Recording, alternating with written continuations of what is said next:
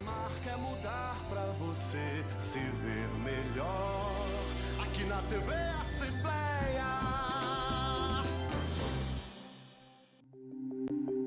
O programa a seguir é livre para todos os públicos.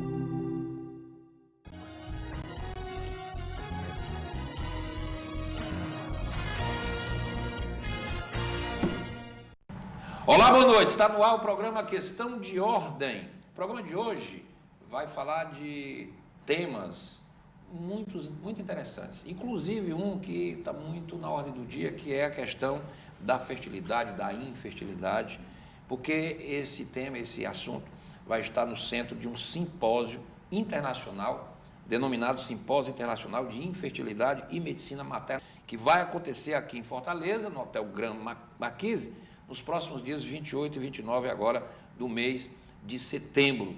E a gente vai falar desse tema aqui no programa Questão de Ordem, mas antes eu queria convidar a você que está nos acompanhando aqui na TV Assembleia diariamente, e também você que nos ouve na FM, também todo dia às 10 da noite na FM 96,7, que na próxima terça-feira o programa Questão de Ordem vai ter um grande tema, porque nós estaremos completando no ar 2.500 programas desde que o programa entrou no ar com a entrada em operação da TV Assembleia. O Questão de Ordem foi o primeiro programa da TV Assembleia já há 12 anos, e na próxima terça-feira nós estaremos completando 2.500 programas, entrevistas, assuntos variados, que é a marca registrada do Questão de Ordem. Quero convidar você para terça-feira um assunto especial marcando o programa de número 2.500 do Questão de Ordem.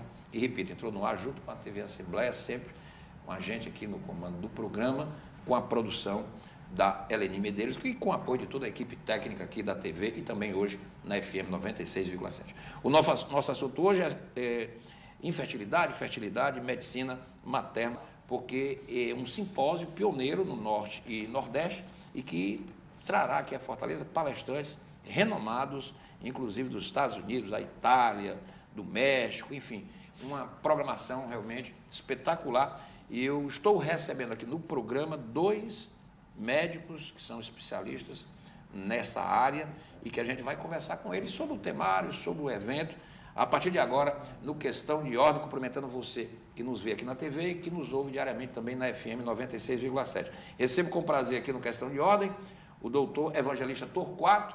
Ele é médico, especialista em reprodução humana, é referência na especialidade de reprodução humana. O doutor Evangelista é membro da Sociedade Brasileira de Ginecologia e Obstetrícia, da Sociedade Brasileira de Reprodução Assistida, também da Sociedade Brasileira de Reprodução Humana, da Academia Americana de Medicina Reprodutiva e da Academia Europeia de Embriologia e Reprodução Humana. É diretor do Laboratório de Fertilização In Vitro, Andrologia e Criobiologia da BIOS. O doutor Evangelista é um dos especialistas e a clínica dele, inclusive, está realizando esse simpósio.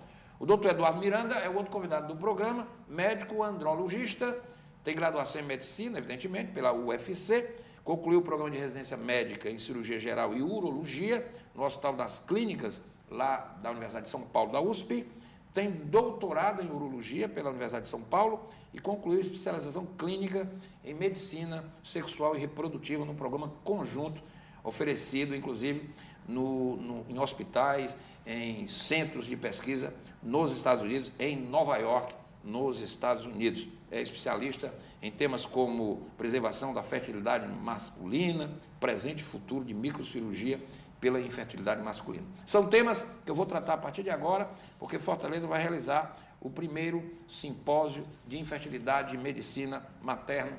O evento é uma realização da Clínica Evangelista Torquato, do Dr. Evangelista, em parceria com a Sociedade Cearense de Ginecologia e Obstetrícia, Sociedade Brasileira de Urologia e também Cooperativa dos Ginecologistas Obstetras do Ceará, além da Rede Gestar de Medicina Fetal. Sejam bem-vindos, muito boa noite, doutor Evangelista, é um prazer recebê-lo, tudo bem? Tudo bem, eu que agradeço a possibilidade de estar aqui conversando com vocês, com teus telespectadores, parabenizando inclusive pelo programa, que vai vir ao ar na terça-feira, com 2.500, demonstra sem dúvida já um estabelecimento, né, de uma qualidade para para a nossa cidade, para o nosso estado. E parabenizar por isso. Obrigado, doutor Evangelista. Doutor Eduardo, o senhor esteve aqui no programa já numa outra oportunidade.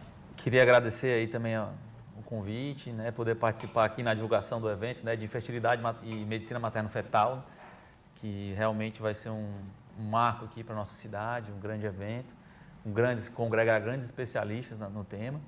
E vamos estar aqui no programa para discutir alguns temas aí de interesse geral para a população. Verdade. Doutor Evangelista, eu abri aqui o programa dizendo que o senhor é uma referência, de fato na especialidade de reprodução humana aqui no Ceará, no Brasil, uma referência inclusive internacional.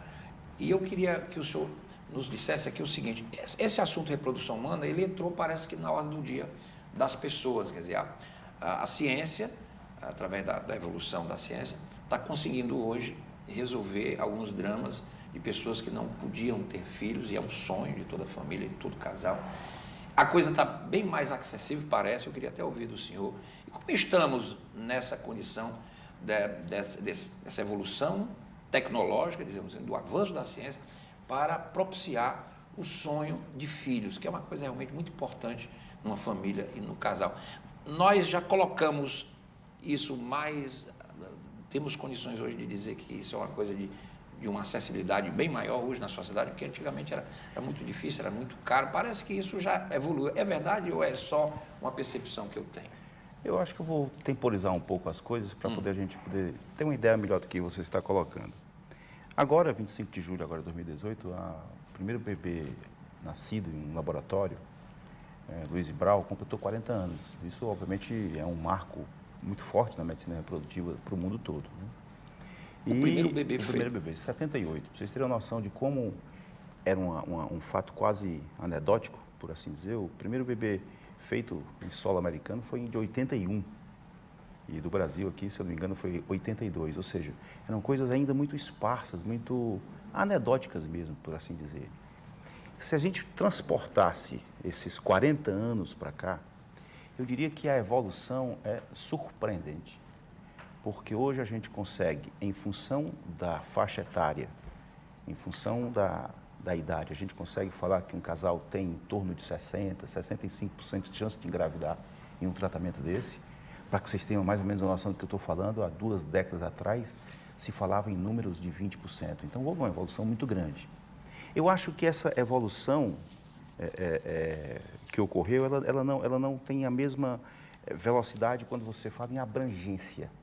Se eu fosse aqui colocar alguns números, a gente tem um país aí de 200 milhões de habitantes, o Brasil deveria estar fazendo hoje em torno de 200 mil ciclos de reprodução assistida, em uma regra, digamos, matemática populacional, de um ciclo por 1 milhão de habitantes por ano. O Brasil faz em torno de 40 mil. Então, a gente vê que, quando a gente coloca esses números de forma mais crua, a gente consegue perceber que um enorme contingente populacional não é atingido. E aí, esse não atingimento, ele decorre de vários fatores. Para mim, o principal deles é o fator econômico. Então, eu diria que, apesar de estar mais acessível, ainda é inacessível. Porque o poder público... O SUS não faz? Não, o poder público ele tem pouquíssimos centros a nível Brasil. Se eu não me engano, deve ter uns 10 centros com filas quilométricas de pessoas, onde a idade é um fator crucial para se engravidar. Então, existe um contingente muito grande não assistido. Realmente ainda existe um contingente muito grande. E o principal fator é econômico. Mas o segundo fator também é desconhecimento, né? A gente imagina eu estar falando aqui com você, numa cidade como Fortaleza, com 3 milhões de habitantes, com uma proximidade com a Europa, conectada com o mundo, mas vamos imaginar agora quem está lá numa cidade ribeirinha do Amazonas. Ou seja, há uma população muito grande que não tem acesso. Isso eu não tenho a menor dúvida. E aí é o segundo ponto, é a falta, digamos, da estrutura. Quando um casal se depara com a infertilidade, o que ele faz? Aqui ele sabe o que fazer. Mas o que ele faz lá, nesta outra cidade? Não há recursos, não há um encaminhamento, não há uma política, digamos, de Estado voltada para esse casal. Como, por exemplo, existe para a tuberculose. Como, por exemplo, existe para doença hipertensiva na gestação, como vários outros programas que existem do sistema público de saúde. Infelizmente, nós não conseguimos enxergar ainda Então, respondendo a tua pergunta e já finalizando, eu acho que estar mais acessível, sim, a resposta é sim, mas ainda sendo muito inacessível para muita gente. Muito bem, estou aqui com o doutor Evangelista Torquato, acabou de falar, médico especialista em reprodução humana, e o doutor Eduardo Miranda, já vamos conversar também com ele, médico andrologista, e nós estamos conversando aqui sobre infertilidade e reprodução, a propósito do Simpósio Internacional de Infertilidade e Medicina Materno-Fetal, que acontece nos próximos dias 28 e 29 agora de setembro, no Hotel Gran Marquise, aqui em Fortaleza, e eu quero logo de antemão anunciar que quem tiver interesse em obter informações, nós estamos disponibilizando no vídeo o número do telefone 3031 60 63, está aí o número 3031 60 63, né, para que as pessoas possam buscar informações. A inscrição custa R$250 para médicos, R$150 para outros profissionais e também para estudantes. E também tem o nosso site, o site do evento, estamos colocando no vídeo, infertilidademedicinafetal.com.br, que tem toda a programação. Doutor Evangelista, há 40 anos, portanto, partindo do que o senhor acaba de nos expor, quem tinha problema de infertilidade não tinha outra alternativa, a não ser a adoção. A partir daí, quer dizer, hoje, para uma determinada camada da população já existe essa alternativa. Quando um casal deve procurar um especialista, por que alguém tem um problema da infertilidade? Tem alguma causa específica disso? Quando um casal deve procurar um serviço ligado a problemas na fertilidade? Quando? A gente temporiza de duas formas.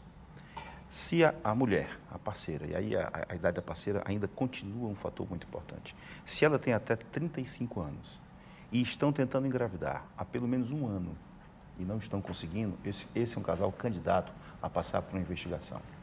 Se, no entanto, a parceira tem de 36 até 38 anos, ela deve esperar no máximo 6 meses. Porque, como eu falei, o tempo é crucial, a idade da mulher é muito importante. E se ela tem acima de 38, 39, 40, 41, a pesquisa deve ser praticamente imediata. Não se deve aguardar. Então, é dessa forma que a gente tem... O tempo é crucial, como o senhor falou, por conta pela idade, a questão do envelhecimento dos óvulos, é isso? Não só o envelhecimento do óvulo. Na verdade, nós temos... A mulher tem uma característica diferente, que é a seguinte: ela nasce com uma quantidade de óvulos e essa quantidade de óvulos ela não é reposta nunca, ela só gasta. Sim. Ela nasce com um percentual fixo disso, uma quantidade fixa. Uma quantidade fixa. Ela nasce em torno de 2 milhões. Mas quando ela menstrua a primeira vez, então ela só tem em torno de 400 mil. E para cada mês que ela ovula, ela perde em torno de 1.000. O homem, o Eduardo pode falar agora, é totalmente diverso dessa estrutura. Ele tem uma renovação muito mais amplificada durante muito mais tempo da vida dele reprodutiva. Então, esse é o principal fator, o número que decai pela idade. Associado a isso, nós temos a questão mesmo, se eu te perguntar aqui, eu mesmo for responder, a gente tem condições de fazer uma farra, de chegar em casa às 6 horas da manhã e chega em casa, toma um café, um pão com ovo e vai trabalhar? Não dá mais. Não dá mais. Verdade. Nós envelhecemos. Né? Então, transporta esse mesmo pensamento lá para o óvulo. O óvulo também envelhece. E qual é a função do óvulo? Fazer menino, fazer criança. Então, ele já não começa a fazer tão bem feito. Então, começa a aparecer mais síndromes, mais anomalias genéticas. Esse embrião não tem o mesmo potencial de se implantar, igual ao nosso corpo. Então, traçando um paralelo simples, seria mais ou menos isso. A idade leva a uma queda dramática no número e uma queda dramática na qualidade. Então, é muito importante a gente sempre pontuar isso. Interessante o que o senhor falou aí. A primeira faixa etária que o senhor falou tem 1 ano, né, para fazer um estudo. E na outra faixa etária que o senhor citou, o senhor disse 6 meses, porque o tempo urge. Nesse trabalho, junto ao profissional, a uma clínica especializada, como a do senhor, vai se fazer o quê com um casal que tenha com esse problema? A primeira coisa é uma boa anamnese. Uma boa anamnese, um bom questionário, né? Perguntar quanto tempo estão de infertilidade, se tem alguma cirurgia associada, alguma doença associada, algum uso de medicamento, algo ligado à doença como endometriose. A parte masculina, o Eduardo que sempre faz também com um questionário adequado. E aí parte para um exame físico e a partir daí os exames, digamos, mais qualificados, os exames mais voltados para a fertilidade do casal. E a seguir se dá um diagnóstico. E a partir do diagnóstico, estabelece uma conduta, algum planejamento. Doutor Eduardo, o senhor fica cuidando mais da parte dos homens, é isso? Exatamente. Os homens geralmente não são um problema, é isso? É verdade? Eu Não, posso de dizer isso, maneira porque de repente... Isso até é um pensamento errado que se Errado. tem, né? O peso da infertilidade cai muito sobre a mulher, em todas as formas. Até porque se o problema for do homem, a mulher vai ter que fazer tratamento também. E isso é uma coisa que a gente quer mudar, né? Abrir a população, né? Hoje em dia não tem mais esse problema do homem, o problema da mulher, geralmente é o problema do casal. E a gente sabe que o fator masculino ou é a principal causa ou é um grave empecilho em metade dos casos. Então sempre tem alguma coisa para a gente investigar e melhorar da parte masculina, né? Porque às vezes o homem não tem problemas graves, mas numa questão de uma mulher de uma mais idade, com um óvulo um pouco mais envelhecido, uma qualidade seminal melhor pode acabar resultando num resultado melhor também. É muito comum a gente ouvir, né? A gente tem amigos que, eu tenho, por exemplo, amigos que fizeram, foram buscar, né, essa tentativa de reprodução com a ajuda de um especialista, alguns bem-sucedidos, outros porque há um percentual, etc, etc. Não é mágica, não é? Mas, enfim, você pensa logo assim, o problema não é meu porque meu irmão tem filho.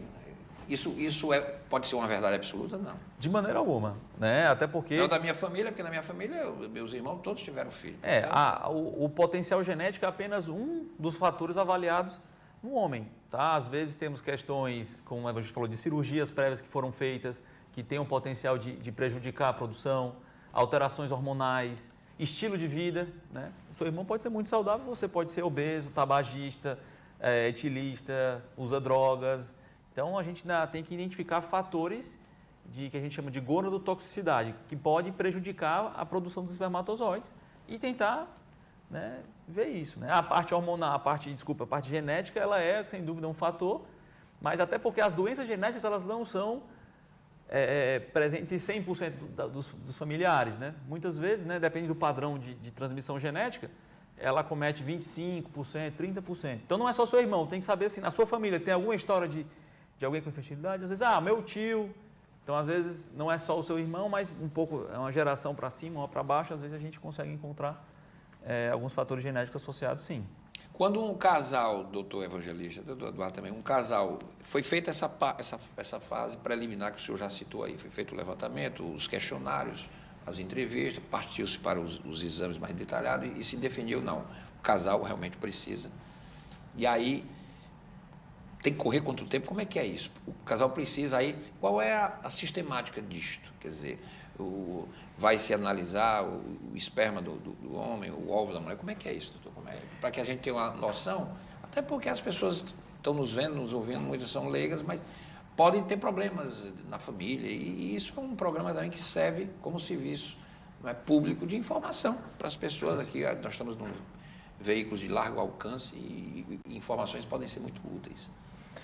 A sistemática, como eu te falei, o tempo de espera para ver se a gravidez vem naturalmente, em não vindo à procura de um serviço especializado, Fortaleza hoje conta com 4 serviços muito bons, a anamnese, exame físico e os exames, um diagnóstico. Exame físico como assim, doutor? Desculpa. Você examina, por exemplo, o Eduardo, ele tem a condição de saber se o homem tem uma varicocele. Varicocele que pode afetar a fertilidade. O Eduardo pega muitos homens com testosterona baixa. Questão de Testosterona baixa. sim. Isso aí tem diversas repercussões que ele pode falar um pouco mais, porque tem muito mais profundidade de conhecimento do que eu. A testosterona baixa no homem, ela começa a diminuir a partir dos 30 anos. E nós não temos o hábito de checar a nossa testosterona. Começamos a engordar, começamos a ter um pouco de depressão, começamos a ter um pouco de adinamia, e o problema pode estar lá no perfil hormonal que nós não ligamos. Então, uma vez isso, você conversa um pouco mais, uma vez isso estabelecido, faz um planejamento. O tratamento ele tem 3 formas de você tentar tratar esse casal, sob o ponto de vista de técnica de laboratório. Um tratamento simples, que você só faz induzir a ovulação, você dá medicamentos para a mulher ovular um pouco mais, e no momento que ela estiver ovulando, ela tem relação sexual. Um tratamento, esse é o primeiro tratamento que se faz. Um segundo tratamento é um tratamento que você também induz a ovulação, mas aí você pega o sêmen, por masturbação principalmente, melhora a qualidade com técnicas específicas de laboratório também, melhora a qualidade desse sêmen e injeta dentro da cavidade uterina. A gente chama isso de inseminação. E tem o último, que é a fertilização, que é digamos, o tratamento mais avançado, onde você vai retirar o gameta feminino, o óvulo, de dentro da paciente, dentro do organismo da paciente. Você também pega o sêmen a partir de masturbação ou das técnicas cirúrgicas que o Eduardo faz e vai unir dentro do laboratório, o espermatozoide dentro do óvulo. E esperar que esse óvulo fecunde e que vire um embrião e que esse embrião seja transferido posteriormente. Aí é reintroduzido. Sim, é introduzido. Esses são, digamos assim, os 3 caminhos possíveis de serem tomados. Mas eu estou falando de coisas amplas. Quando você vai por menor, ou seja, a testosterona baixa, a varicocele presente, o efeito gonadotóxico, por exemplo, do álcool, da noite mal dormida, tudo isso está envolvido. Ou seja, eu estou falando de linhas gerais, mas tem muita particularidade para ser tomado, digamos, ciência pelo casal. Como é que a gente potencializa a fertilidade desse casal?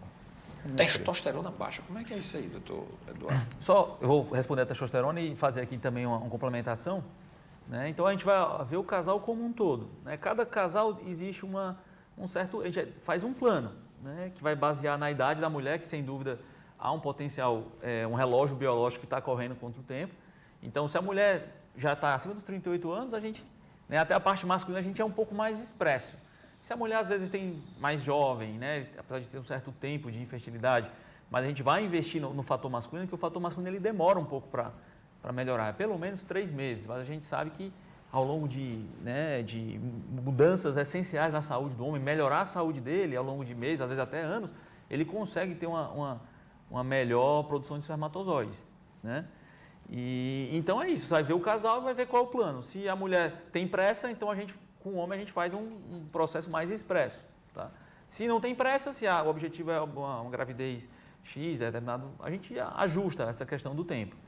Tá? E na avaliação do homem a gente vê a questão hormonal que nessas medidas expressas de melhorar a fertilidade do homem, a questão hormonal é um dos principais focos. Porque a produção de espermatozoide ela depende de ter uma modulação da testosterona. Então, homens, né, pelo estilo de vida moderno que a gente tem, há uma tendência a uma queda cada vez mais precoce, mais cedo, tanto da qualidade do espermatozoide... Isso não tem a ver com a virilidade sexual? Não. Tem muita gente... Muitas vezes o paciente não tem sintoma algum, né, da parte sexual. Às vezes os sintomas são outros, como ele falou, a questão constitucional, o paciente não tem mais o mesmo vigor, né, o paciente tem problema de irritabilidade, né, tem uma má tolerância aos exercícios, uma diminuição da produtividade no trabalho, né, a testosterona é um hormônio central na função tanto sexual como não sexual do homem. Então, nessa avaliação, né, se você conseguir identificar esses pacientes que têm esse problema hormonal e você consegue corrigir, é um jeito, teoricamente, mais rápido de você melhorar a qualidade do sêmen. Não, obviamente, não deixando de lado as medidas de saúde. Se você quer melhorar a fertilidade de um homem, o melhor passo, né, e eu falo não só a fertilidade, mas a testosterona também, é melhorar a saúde. Bota o indivíduo para fazer um programa de atividade física regular, emagrecer, diminuir o etilismo, parar completamente com o tabagismo. Isso tudo tem, exatamente, isso tudo tem uma repercussão muito, muito favorável na produção, tanto da parte de espermatozoides como na parte hormonal. Eu estou achando muito interessante aqui, eu estou aqui com os doutores Evangelista Torquato e Eduardo Miranda, a gente está falando sobre a questão da infertilidade e reprodução humana por causa de um simpósio, já vamos falar do simpósio, do temário, porque interessante, não é? Quer dizer, a gente está aprendendo aqui no programa que é uma parceria, é um casal, quer dizer, não é a culpa é dele, não há culpa. Há uma circunstância que pode ser resolvida ou não, dependendo de uma série de fatores, de uma série de medidas, de providências que sejam tomadas. Não é isso? Quer dizer, interessante isso, porque as pessoas falam, não, a culpa é de fulano, é fulana que não pode, porque eu sou tal e tal. Não é bem assim, não é, doutor? Na verdade, um casal assim, uma parceria, um conjunto, né? Eu estou nessa caminhada há 20 anos. Então, eu sou uma testemunha ocular de ver, lá no início, apenas a mulher chegar no consultório. Isso lá no início era sistemático dessa forma. E hoje, eu diria que beira os 100% que o casal vai ao consultório. Então, o casal incorporou a ideia de que eles querem um filho e que não há a culpa de um ou de outro. Perfeito. E se a gente for pontuar, a função do andrologista, ela é crucial, porque 40% a 50% dos problemas são masculinos. 40% em torno, mais ou menos 40% são femininos, em torno de 10% dos dois. Se a gente for pontuar de uma forma muito rigorosa, o homem tem um pouco mais de problemas do que a mulher, mas isso não importa, porque ali tem um casal, que tem coisas para corrigir em um, que tem coisas para corrigir em outro. Daí a importância central no serviço também de andrologia está agregado, porque trabalha em conjunto, da mesma forma que o casal vai trabalhar em conjunto. Os médicos também precisam trabalhar em conjunto. Aí você precisa também ter uma avaliação nutricional, que é importante, que ele está colocando. Você precisa ter uma avaliação psicológica, você precisa ter um bom laboratório. Enfim, isso um cinturão, digamos, de tratamento para aquele casal. Ou seja, o sucesso não é, depende muito do senhor, né, doutor Eduardo, do médico andrologista. Sem dúvida, sem dúvida. E os homens, cada vez mais, né, está melhorando a conscientização do homem cuidar da sua saúde. Mas ainda está muito longe do ideal, né? Os homens se desgastam mais, né? Desgastam mais e, assim, as mulheres desde a adolescência, a primeira menstruação, já procura o ginecologista, faz um acompanhamento anual. O homem não. O homem só vai procurar quando acontece algum problema. Ou então chega o período da próstata, né? Do exame da próstata. E é uma coisa também que é mais recente também. Então, a ideia é que, às vezes, na adolescência, né, já conseguimos identificar uma varicocele mais volumosas. O que é a varicocele, doutor? Varicocele são varizes, são uma dilatação das veias do testículo. Do mesmo jeito que é muito comum, não sei se do saco ali no saco. Do saco, mas é muito comum você ver mulheres e pessoas que têm varizes nas pernas, você vê aquelas veias dilatadas, né? Sim. Que muitas vezes dá sintoma durante a noite, o paciente sente aquela perna um pouco mais inchada, dolorida. E a varicocele seria um similar no testículo. Então as veias se dilatam, né? O testículo ele é um órgão particular porque ele fica fora do seu corpo, né? Exatamente para você ter uma temperatura um pouco abaixo da temperatura corporal e ter uma otimização da produção dos espermatozoides, que é uma produção mais sensível. E quando você tem essas veias, o sangue, ele de certa forma se acumula lá dentro. Então aumenta a temperatura, acumula metabólicos, altera o que a gente chama do estresse oxidativo, né? É uma sobrecarga para o testículo. Isso aí às vezes você identifica na adolescência. Tudo bem que naquele momento o paciente não tem interesse em ter filhos, mas a gente acompanha, às vezes já até alterações, uma atrofia, o testículo já fica menor na adolescência e às vezes a gente tem que operar, às vezes, na própria adolescência. Para prevenir que o problema se agrave quando o paciente mais precisar, entendeu? A verdade é assim, que novamente centralizando, não o problema no homem, mas colocando aqui um fator masculino muito central na questão da fertilidade. Lá atrás, como o Eduardo está colocando, 1% dos homens de até 15 anos de idade podem ter varicocele. Se essa atuação não é feita, aí esse testículo começa a atrofiar e vai vir 20 anos depois, com 30, 35 anos quando casa, e já está com o testículo muito atrofiado que poderia ter sido corrigido lá atrás. É muito central o papel da andrologia como saúde reprodutiva mesmo, Eduardo. Sim. Eu não falo nem assim reprodutivo do aspecto de ter filho. Saúde reprodutiva porque nossa testosterona começa a cair muito. Sim. A partir dos 30 anos, nós começamos a ter alguns sintomas. Nossa gordura transforma nossa testosterona em hormônio feminino. Doutor? A importância, quando ele fala aqui, tem que emagrecer, porque isso acontece. Em hormônio feminino? Em hormônio feminino. O sujeito que está muito obeso, ele... Fala um pouco disso aí, porque é uma questão extremamente interessante. Como é que é isso? Então, assim, obviamente, assim, tanto homens quanto as mulheres, eles têm os hormônios masculinos e femininos. O que muda é a proporção. Então, mulheres têm testosterona, hormônios masculinos, andrógenos, que chamam baixos, hormônios femininos altos. Quando tem o contrário, aí aparece a barba. Sim, aí há uma virilização da mulher. Mesma coisa no homem. O homem tem andrógenos em dose alta e hormônios femininos em doses baixas.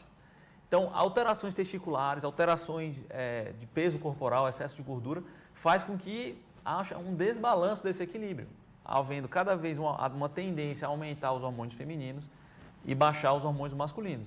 E isso aí vai se manifestar de algumas formas.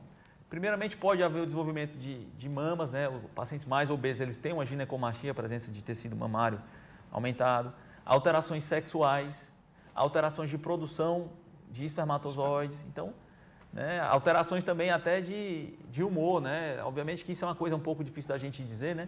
Da gente apontar, por causa disso, de alterações hormonais, que você tem alterações de comportamento, mas está relacionado. A gente consegue identificar com hormônios simples, né? Quando você vai ver a testosterona, geralmente você faz um painel de hormônios e você identificando essas alterações, você pode corrigir, né? Existe não só obviamente, o ideal seria emagrecer, mas existem remédios que você pode tomar para fazer você reverter esse processo, baixar os hormônios femininos e aumentar normalizar os masculinos.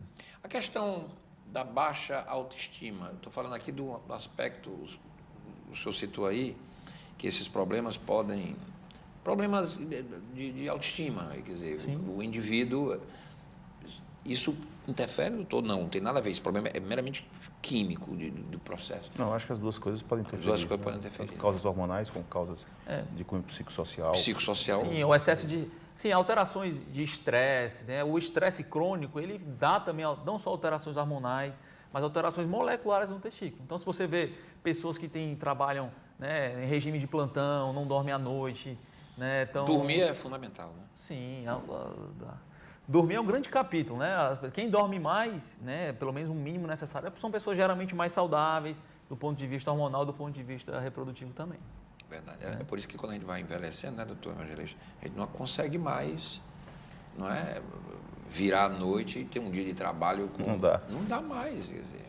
Não dá. Nos meus 25 anos era uma maravilha, nos meus 54 não está mais. Não dá.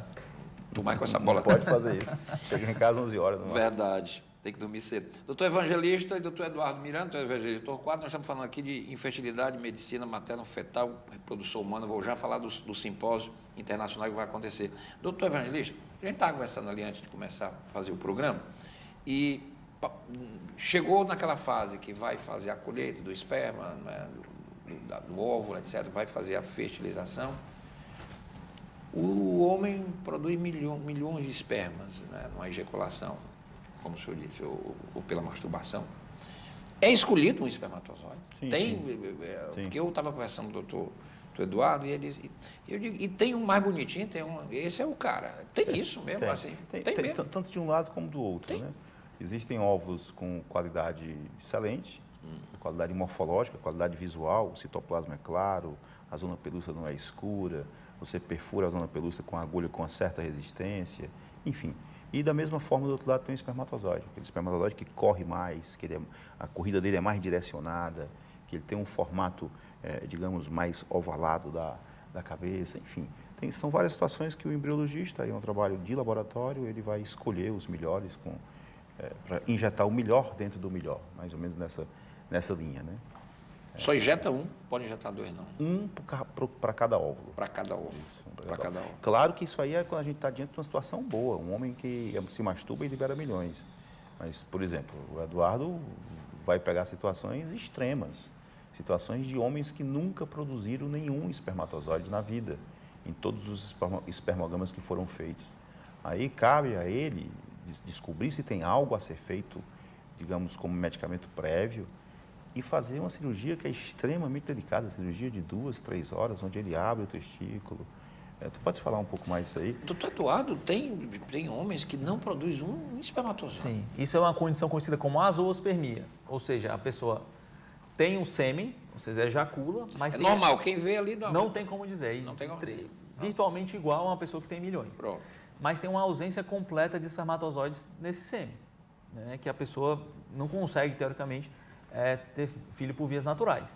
Então, nesses casos, a gente tem que identificar qual é o problema. Geralmente, quando não tem espermatozoides lá, uma de duas. Ou não há uma produção muito limitada, ou tem algum problema de entupimento, né? Aí tem que ser feita uma investigação. Se for entupimento, a gente vê que tipo de entupimento é esse. Dá para desentupir? Não dá? Às vezes é muito complicado, às vezes a saída é você fazer um tratamento de reprodução assistida. E nos casos que realmente a produção é muito deficitária, né, quer dizer o seguinte, que apesar de assim, às vezes não sai nada, mas às vezes há alguns pequenos focos de uma produção muito incipiente. E nesses casos, existem técnicas mais modernas que a gente consegue buscar espermatozoide dentro do próprio testículo. Usa-se um microscópio, né, abre-se o testículo no meio, é uma cirurgia, paciente anestesiado, sente nada, claro. Abre-se o testículo no meio e usa-se uma alta magnificação para procurar cada uma das células do testículo, para tentar identificar algum espermatozoide viável para usar no tratamento. Às vezes os óvulos já estão lá esperando e a gente fica procurando, às vezes, horas e horas até encontrar algo que possa ser usado nesse tratamento. Às vezes não se encontra, obviamente. Nestes casos, não sei se já aconteceu, tem possibilidade de êxito, de sucesso grande mesmo? Tem. O indivíduo que não produzia nada, de repente teve que se buscar o espermatozoide lá. Com certeza. E conseguiu ter. Isso é uma maravilha, né? Não, ele jamais teria filhos. Jamais teria filhos. Pelos métodos convencionais. Né? Eu diria que, nos casos que são obstrutivos, que a gente chama, a taxa de sucesso de encontrar espermatozoides é em torno de 100%. Sempre se encontra. Ou seja, às vezes o paciente teve uma infecção no passado, teve um trauma, né, ou nasceu faltando algumas partes dos túbulos que conectam os espermatozoides. Esses casos a gente sempre encontra. Nos casos que são problemas de produção, em torno de 50% a 60% se encontram espermatozoides para fazer o tratamento. Obviamente tem um terço, quase metade não se encontra.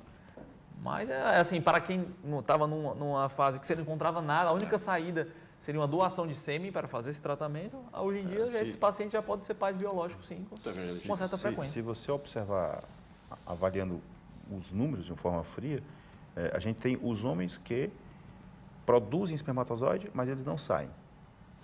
Tem os homens que não produzem, ou produzem em quantidades minúsculas, pequeníssimas. Esses dois homens, eles têm praticamente 0% de chance de uma gravidez natural. Então, quando vai-se para um tratamento, este aqui que é obstruído, praticamente 100% se encontra espermatozoide. E nesse que o problema é da produção, em torno de 50% a 60% se encontra. Ou seja, de 0 eu vou para 100 ou para 50% a 60%. É fantástico. Fantástico. Esses homens até há muito pouco tempo atrás, 15 anos atrás, eles não tinham o banco de sêmen, tinham que recorrer ou à adoção. Proporcionar isso, esta possibilidade, e assim, a gente pode até falar, por exemplo, de casos onde não se encontra o espermatozoide completamente maduro, mas um pré-espermatozoide, onde você injeta o pré-espermatozoide e mesmo assim ele vira um embrião. Quer dizer, ainda além do que nós estamos falando. Esse embrião, ele volta para o útero da mulher com quantos dias? 3, 4, 5 dias depois de cultivo. Aí ele reintroduz. Já, a mulher já está toda preparada para receber. E aí a coisa desenvolve, a natureza toma conta, Sim, toma conta do resto. Agora, interessante, qual o percentual de sucesso, doutor Evangelista? E esse percentual varia de quê? Porque o senhor citou aqui no início que várias fases, quer dizer, aquele que é só tirar e fecundar, o outro que tem que fazer o tratamento. Claro que em cada um desses casos, os percentuais, eu avalio, diferenciam. Não há 100% de certeza. Não, 100% não. 100% não é reprodução. Eu até costumo dizer, 100% na vida é só a morte. Então, você só tem uma coisa certa na vida, que é a morte. Que vai morrer. Então, qualquer outro tratamento, ele não pode te oferecer 100%. A gente fala em valores, em termos percentuais de 60%, 65% na paciente de até 35 anos. A gente fala em torno de 40%, 50% aí, em torno de 37%, 38%. Aí já vai falar em 20% aos 40 anos. E vai falar, na paciente de 42, em 5%, 10%. Ou seja, o que é o problema? De 35 para 42 são 7 anos. 7 anos passam assim. Aí eu saio de 60 para 5? Por isso a gente fala, o tempo é crucial. O tempo é crucial, o tempo é importante, o tempo é importante. Não pode desgarrar-se do tempo. Por conta desses números. Eles são extremamente benevolentes em um extremo e são extremamente ruins no outro. Não se pode... Eu fico aqui a imaginar, doutor Eduardo, a expectativa, né, do casal, e o médico, evidentemente, coloca isso muito às claras, evidentemente, senão a loteria, olha, a situação é... Porque, de qualquer maneira, cria a expectativa. E as pessoas vão torcer para tudo dar certo, óbvio, mas às vezes não dá e vem a frustração. Quer dizer, é um negócio complicado, né? Porque você tem que trabalhar com isso, com a grande comemoração e com a grande frustração. Sim. É preciso também que eu faça, não uma correção, mas quando a gente vai avançando na idade da mulher, o grande problema é que o percentual de embriões com alteração genética que se forma vai aumentando dramaticamente. Mas olha que interessante, se você pegar uma mulher de 43 anos, 44 anos, e ela tiver um embrião com a genética normal, ela tem uma chance muito semelhante à paciente com menos de 35. Não é igual, mas é semelhante. Ou seja, o grande, digamos, entrave da reprodução é o embrião, a genética dele, que está ligado diretamente à idade da mulher. Hoje também, à idade do homem. A gente saiu de um patamar de nós não temos problema a vida toda. Nosso sêmen já começa a ser ruim a partir dos 45, 50 anos. 45? Tem, assim, muitas pessoas falam 35 é a idade-chave na mulher, né? Porque é um valor bem documentada em que há uma queda mais significativa da produção. No homem esse valor não é tão claro, mas tem uns que falam 40, uns que falam 50, mas a maioria das evidências falam idade paterna avançada seria aquela acima de 45 anos, que há inclusive mais chances também de alterações genéticas. Tá? Obviamente que absolutamente elas são baixas, mas relativamente se fala aumenta de 5 a 10, 15 vezes as chances de ter algum tipo de problema, como o síndrome de Down também na parte masculina, algumas alterações psiquiátricas, né, como o autismo que se vê cada vez mais, esquizofrenias, alterações também de faciais, alguns tipos de alterações. Então, apesar de ser baixa a chance, para acordar os homens também que eles não são eternos. Não são eternos, né? Aliás, eu sei que esse problema não é de vocês, mas uma hipótese aqui, claro que não é de vocês, porque o problema aqui é reprodução humana. São pessoas que não conseguem, pelos meios naturais, de uma relação sexual normal e tal, e vão buscar as razões do problema e são detectador no homem e na mulher. Mas aí existe o caso, né, de uma mulher com 45 anos que se descobriu grávida. Né? E aí, não é com vocês, lógico, ela não vai procurar uma clínica de reprodução, ela está grávida, ela tem que procurar um outro especialista para acompanhar o desenvolvimento desse embrião para ver se não tem problema, não é isso? Porque há o risco. Né? Sim, há um risco. Uma mulher de 45 anos, eu vou numeralizar o risco. Que o número, ele tem uma faixa, ele aproxima porque você vai entender. Uma mulher de 45 anos, ela tem uma chance em 20 de ter uma criança, por exemplo, com síndrome de Down, que é eu só estou colocando a expressão da síndrome de Down porque ela é bastante conhecida. Uma mulher de menos de 35 anos tem um caso em 1000. Então, você tem um risco elevado. Um caso em 20 para um caso em 1000. Então, essa mulher ela deve, sim, ser orientada que existe esse risco. Existe hoje métodos laboratoriais, ultrassonográficos, sanguíneos, que detectam algum problema que possa ter dessa natureza. Estou aqui com o doutor Evangelista Torquato, médico especialista em reprodução humana, doutor Eduardo Miranda, que é médico andrologista, e a gente está falando sobre essa questão da infertilidade por conta do simpósio, doutor Eduardo. E eu agora gostaria que o senhor falasse um pouco do Simpósio Internacional de Infertilidade e Medicina Materno-Fetal, que vai acontecer no Hotel Gran Marquis, aqui em Fortaleza, 28 e 29 agora de setembro. E a gente está colocando aqui o telefone, 3031 6063. É uma realização da Clínica Doutor Evangelista, em parceria com a Sociedade Cearense de Ginecologia e Obstetrícia, de Urologia, Cooperativa dos Ginecologistas Obstetras e Rede Gestar. Me fale um pouco do evento que traz especialistas americanos, né, dos Estados Unidos, do México e tal. Fale um pouco do evento.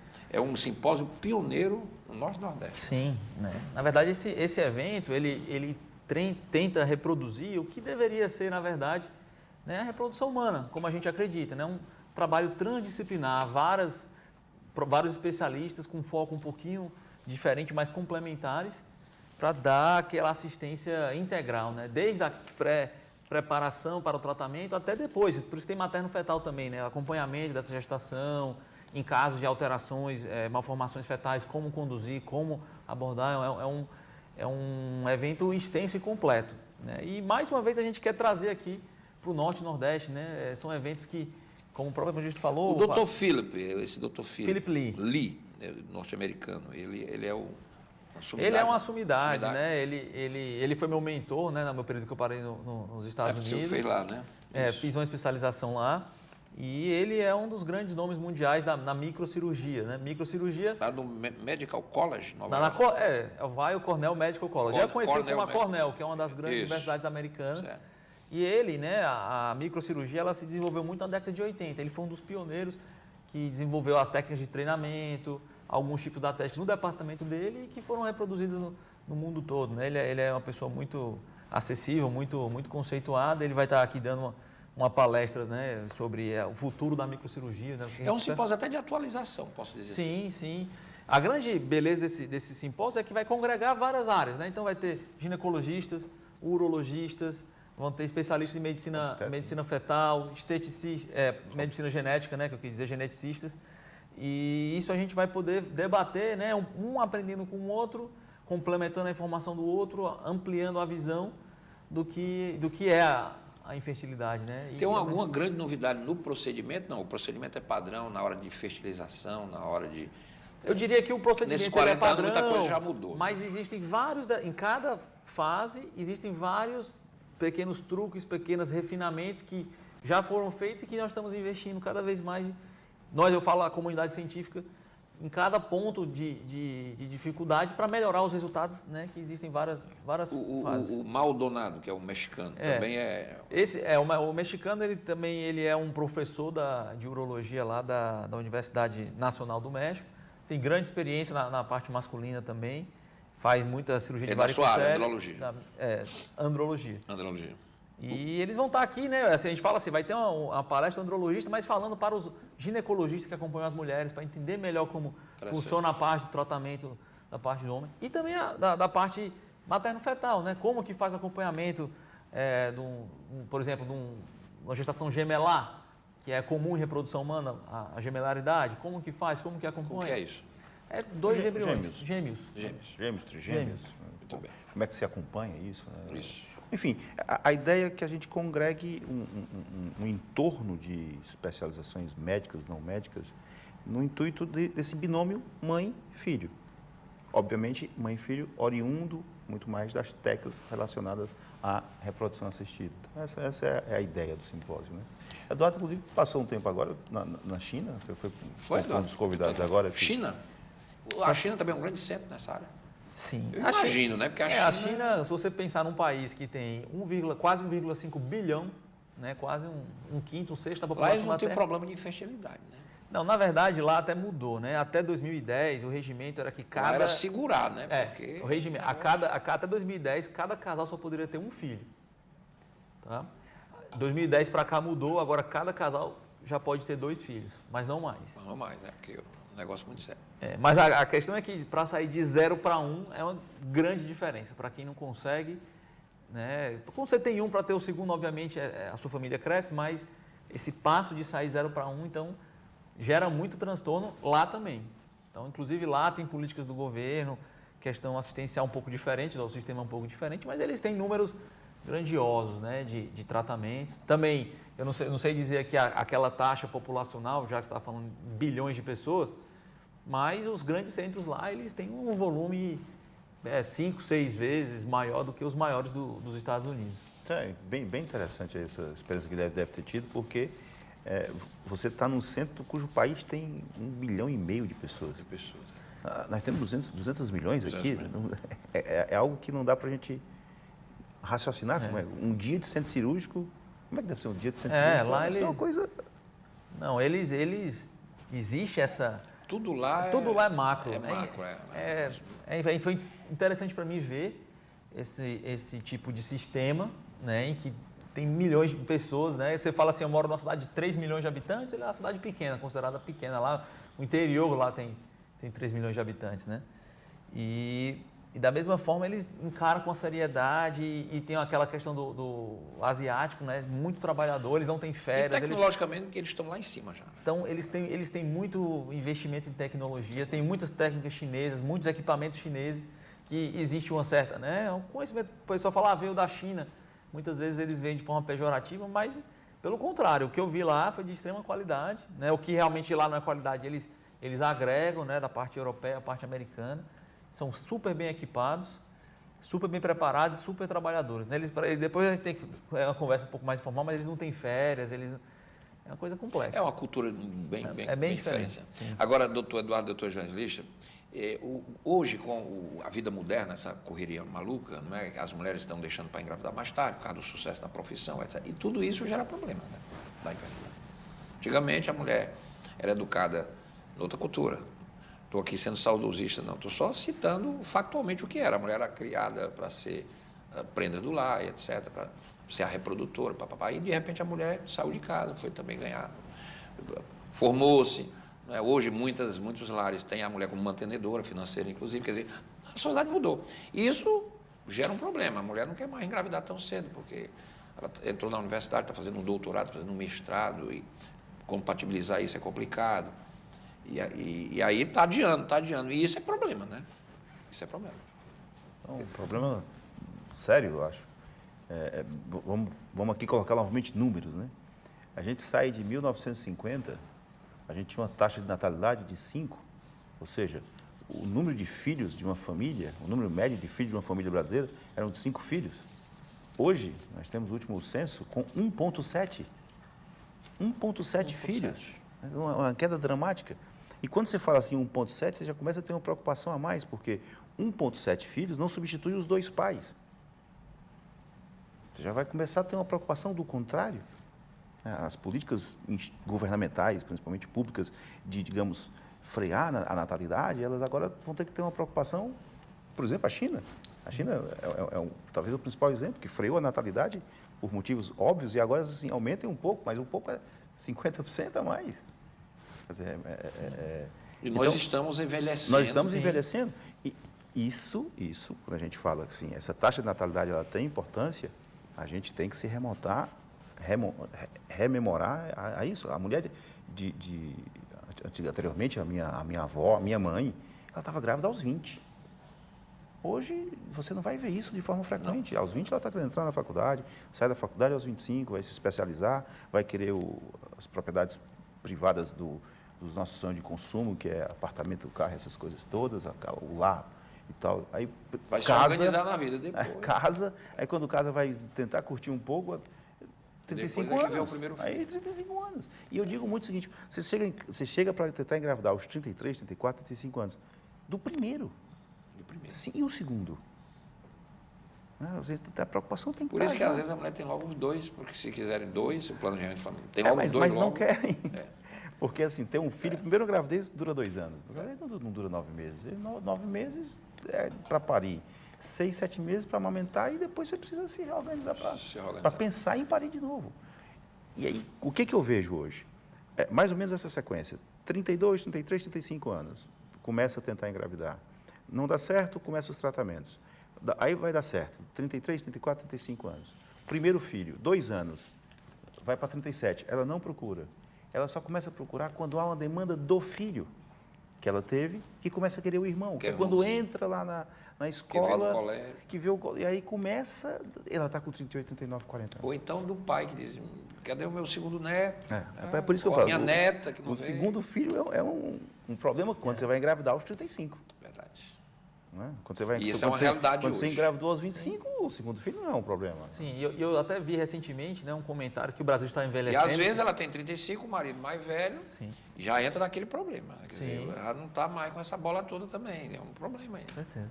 Não, e sempre complementando também, é que eu vi recentemente, né, que o Brasil está envelhecendo, como todo mundo, e provavelmente em 2045 vai ter, se não me engano, 70%, 80% de pacientes, de indivíduos já acima dos 60 anos, e o Brasil tende a começar a encolher. Inclusive a China também, eles revisaram em 2010, o Brasil tem um outro problema, doutor Eduardo, essa violência desenfreada que estamos a viver, que está matando muitos jovens, a maioria jovem, é uma força produtiva. Sim, verdade. Esse é um problema muito sério para esse país.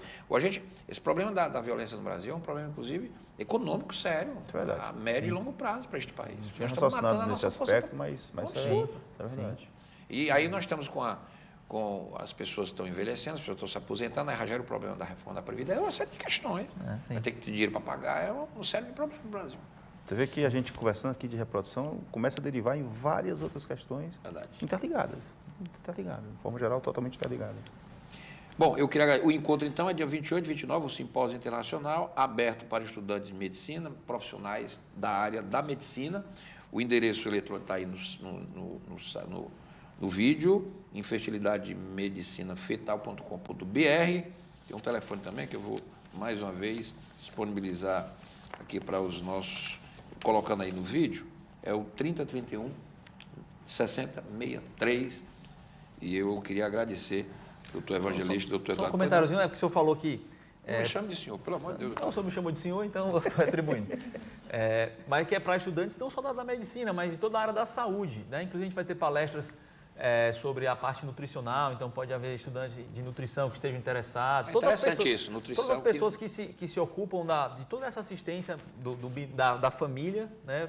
Homem, mulher, com fetal, tudo isso aí vai ser abordado. Porque ele pode agregar no trabalho dele como nutricionista. Agregar essas informações que vai receber lá. Sem dúvida. Um entendimento mais amplo de uma grande questão, que é uma questão bem ampla. Né? Bem lembrado, bem lembrado. Queria agradecer, doutor Evangelista Torquato, doutor Eduardo, doutor Evangelista, continue firme no nosso leão lá. Vamos subir, não é possível. Tem que subir, dessa vez. Mas é o título, Mas estamos bem entregues. O Muito nosso bem Rogério Ceni é um grande comandante. Todo o grupo. Todo o grupo, o presidente Marcelo, enfim. Está muito bom. Doutor Evangelista Torquato, eu fiz essa menção aqui, o doutor Evangelista é um conselheiro do Fortaleza e está sempre presente aí, ajudando o clube do coração dele, e meu também, Fortaleza Esporte Clube. Obrigado, doutor Evangelista, por ter vindo. Parabéns pelo sucesso, parabéns pelo evento, eu não tenho nenhuma dúvida que será coroado de pleno êxito. Doutor Eduardo, obrigado mais uma vez. Obrigado também. E eu queria convidar aos nossos telespectadores, aos nossos ouvintes, terça-feira nós faremos aqui um programa especial, celebrando 2.500 programas Questão de Ordem aqui, sempre nesse horário, e agora a gente ganhou inclusive o espaço da audiência da rádio, né? Já estamos aí com 4 meses, o programa sendo retransmitido pela FM 96,7. Amanhã, o nosso assunto aqui, hoje a gente estava falando sobre a vida, né? Tudo isso aqui é a busca, né, pela vida, pela fertilidade, pela fecundação, pelo nascimento. Amanhã eu vou receber aqui o pessoal do Movida, do Movimento pela Vida, porque vai acontecer em Fortaleza a 10ª marcha pela vida contra o aborto, e amanhã é o nosso tema no Questão de Ordem. Obrigado, doutor Evangelista, doutor Eduardo Miranda, muito bom tê-los aqui hoje no Questão de Ordem. O programa fica por aqui, a gente volta amanhã, até lá.